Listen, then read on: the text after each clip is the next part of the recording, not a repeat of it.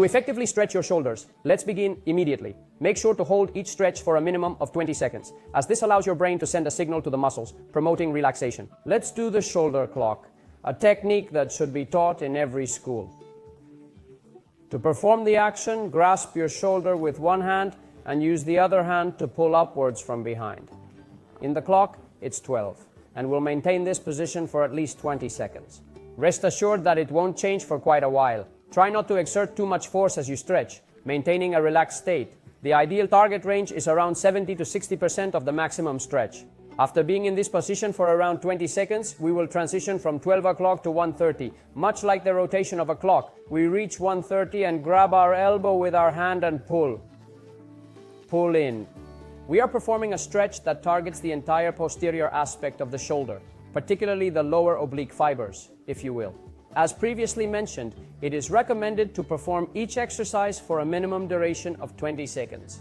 In case we desire further improvement, we can progress to 3 o'clock. 3 o'clock would be here.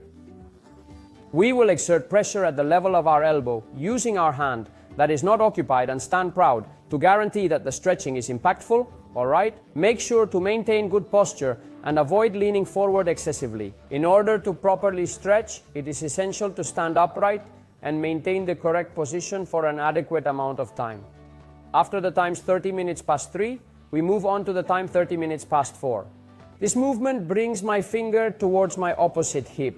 With this hand, we pull in that direction and let the neck drop. We will maintain this stretch for a duration of 20 seconds, while facing forward. As I will explain, we will do it behind too. The 4:30 stretch. We will perform the task from behind, following the same path, at 4:30 or possibly 4:25. This paragraph contains approximately 166 characters. We will grasp tightly and exert force while advancing. In order to make it descend further, we will simultaneously tilt our head in that specific direction, aligning our movements accordingly. In this exercise, we are engaging in a stretching routine that targets the upper fibers of the neck. And let's not forget about the trapezius muscle. It's absolutely fascinating. In order to stick to our schedule, we will require a wall by 6 or 6:30, something as easy as putting your hand against the wall at 6:30, and once we've rested, we will turn the torso to the other side. We're elongating the entire area of the front neck, including the upper shoulder and chest muscles, to increase flexibility and range of motion. Breathing. Relax. We will hold the stretch for at least 30, a minimum of 20 seconds, and a maximum of 40 seconds. After that, we will proceed to the 9 o'clock position. The arm should be positioned in such a way. To execute this technique correctly, it is crucial to maintain a 90-degree angle. Start by placing the palm firmly against the wall. Once that is accomplished, gently rest the hand on the chest. Our approach involves using this hand to unlock the chest and simultaneously turning the neck and chest. By doing so, we are effectively stretching all the horizontal fibers within the chest area. Remember that the shoulder is a joint with a lot of mobility, but it also tends to dislocate.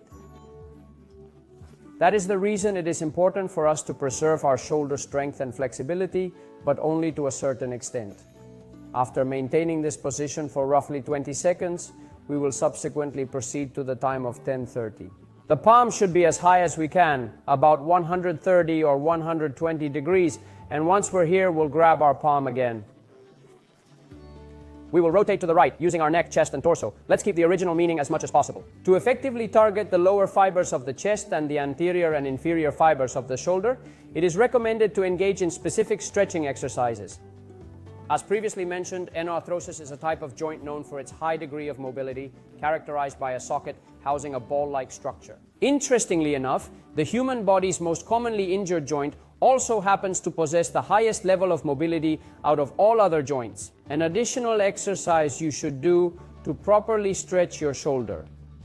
Using a lever, something that can help you take the stretch a step further. We will need a stick or a pole. Look, I'm going to raise your arm up and then fold it at a precise angle of 90 degrees. Place the stick adjacent to your elbow and grip it firmly with your hand, in such a way that we will now pull with my hand in that direction to generate a twist. Our goal is to push the joint to its maximum capacity. Once we reach this point, we will make the necessary adjustments with the neck. And believe me, the stretch that occurs in the entire cervical and shoulder area is incredible. It's absolutely remarkable how long we can hold this stretch, at least for a duration of 30 to 40 seconds, which is truly impressive. Lastly, a special exercise for our shoulder is to stretch the latissimus dorsi, since it's a muscle that originates in the thoracolumbar fascia and inserts into our shoulder. Frequently, we neglect to give it the proper consideration it warrants. In order to elongate and stretch out the latissimus dorsi muscle, we can utilize either a door handle or a railing for support, and stretching the legs and falling back gently. By repeatedly stretching your shoulder this way, you will gradually strengthen a highly effective muscle. It is important to perform these stretches regularly in order to maintain your shoulder's proper functionality. To reiterate, grasp the door handle, extend your legs, and lean backwards, allowing yourself to descend. One way to alleviate shoulder problems is to slightly bend our torso while stretching. Specifically, this targets the lats, which are often overlooked and can contribute to such issues. Practicing these shoulder exercises daily will assist you in attaining a sense of balance and strength that you will truly value. So let's now thoroughly go through each of these exercises. The palm goes to the back.